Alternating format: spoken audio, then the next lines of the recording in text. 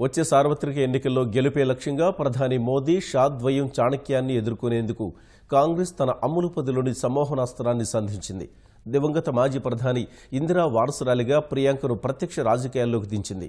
ఆమెను ఏఐసీసీ ప్రధాన కార్యదర్శిగా నియమిస్తూ తీసుకున్న నిర్ణయం వెనుక భారీ వ్యూహమే ఉందన్న విశ్లేషణలు వినిపిస్తున్నాయి. పార్లమెంట్ ఎన్నికలకు ముందు ప్రియాంక ప్రవేశం జాతీయ రాజకీయాల్లో పెను మార్పులకు కారణమవుతుందని అభిప్రాయం వినిపిస్తోంది. కాంగ్రెస్ పార్టీలో తొలిసారి అధికారికంగా పదవి పొందిన ప్రియాంక గాంధీ దేశవ్యాప్త చర్చకు కేంద్ర బిందువయ్యారు. ఏఐసీసీ ప్రధాన కార్యదర్శిగా ఉత్తరప్రదేశ్ తూర్పు కాంగ్రెస్ వ్యవహారాల బాధ్యురాలిగా ఆమెను నియమించడంతో కాంగ్రెస్ శ్రేణుల్లో నూతనోత్తేజం కనిపిస్తోంది. రాజీవ్ సోనియాల ముద్దుల తనయ 47 ఏళ్ల ప్రియాంకకు రాజకీయాల పట్ల సంపూర్ణ అవగాహన ఉంది. అమ్మ సోనియా, సోదరుడు రాహుల్ ప్రాతినిధ్యం వహిస్తున్న రాయ్బరేలీ, అమేథీ నియోజకవర్గాల్లో వారి తరపున ప్రచారం నిర్వహించారు. బీఏ సైకాలజీ, బౌద్ధంలో ఎంఏ చేసిన ఆమె ఢిల్లీకి చెందిన వ్యాపారవేత్త రాబర్ట్ వాద్రాను వివాహం చేసుకున్నారు. ప్రియాంకకు 2 సంతానం ఉన్నారు. మాటల్లో మృదుత్వం, చేతల్లో దృఢత్వం ఉన్న గాంధీ కుటుంబ వారసురాలిగా గుర్తింపు పొందిన ప్రియాంకకు సార్వత్రిక ఎన్నికలకు ముందు కీలక బాధ్యతలు అప్పగించడం వెనుక ఆమె సోదరుడు రాహుల్ భారీ వ్యూహరచన చేశారన్న ప్రచారం జరుగుతోంది. ఢిల్లీలో అధికారం చేపట్టాలంటే ఉత్తరప్రదేశ్లో నెగ్గాలన్న రాజకీయ సూత్రం మేరకు కాంగ్రెస్ పార్టీ జనాకర్షణ కలిగిన ప్రియాంకకు కీలక బాధ్యతలు కట్టబెట్టింది.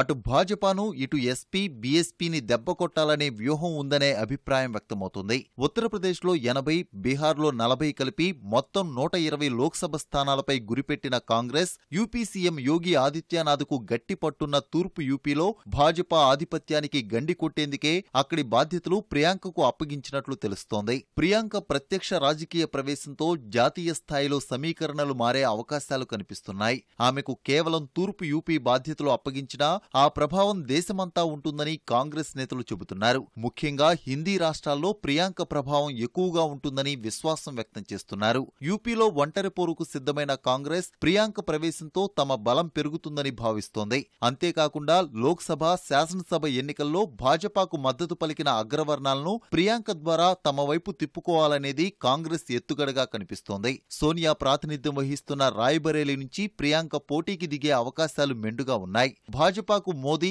అమిత్ షా ద్వయం కొండంత బలమైతే తమకు రాహుల్, ప్రియాంక అంతేనని కాంగ్రెస్ శ్రేణులు అంటున్నాయి. ఇప్పటివరకు మోదీపైనే కేంద్రీకృతమైన మీడియా దృష్టి ప్రియాంక రాకతో పరిస్థితి మారుతుందని హస్తం పార్టీ అంచనా వేస్తోంది. ప్రియాంక సామాజిక మాధ్యమాలకు కేంద్ర బిందువుగా మారడం ఖాయమని, అదే జరిగితే మోదీ ప్రభ తగ్గడం తథ్యమని కాంగ్రెస్ నేతలు భావిస్తున్నారు. సార్వత్రిక ఎన్నికలకు ముందు కాంగ్రెస్ సంధించిన ప్రియాంక అస్త్రం దేశ రాజకీయాల్లో పెనుమార్పులు సంభవించడం ఖాయమన్న విశ్లేషణలున్నాయి. లోక్సభ ఎన్నికల అనంతరం మిత్రపక్షాలు రాహుల్ నాయకత్వానికి మద్దతు ఇవ్వని పక్షంలో కాంగ్రెస్ ప్రధాని అభ్యర్థిగా ప్రియాంకను తెరపైకి తెచ్చే అవకాశాలు ఉన్నట్లు ప్రచారం జరుగుతుంది. కాంగ్రెస్ కు 100 స్థానాలకు మించి వస్తే ప్రియాంక ప్రధాని అయ్యే అవకాశం ఉందనే అభిప్రాయం వినిపిస్తోంది.